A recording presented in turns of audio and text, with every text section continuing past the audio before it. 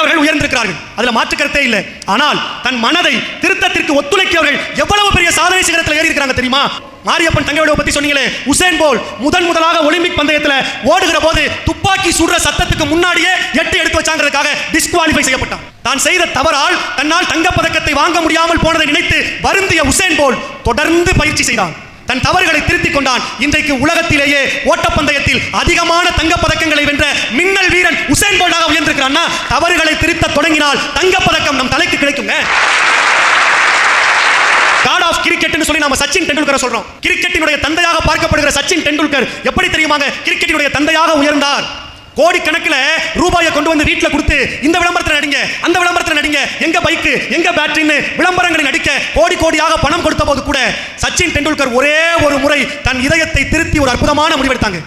எத்தனை கோடி ரூபாய் பணம் கொடுத்தாலும் மது விளம்பரங்களில் நடிக்க மாட்டேன் என்கிற முடிவை சச்சின் டெண்டுல்கர் எடுத்தாரு. அந்த மாற்றத்தை போல இன்றைக்கு இருக்கிற இளைய தலைமுறை பிள்ளைகள் இந்த தை திருநாள்ல இனி மதுவை தொடமாட்டோங்கிற ஒரு நல்ல மாற்றத்தை கையெடுப்போம்.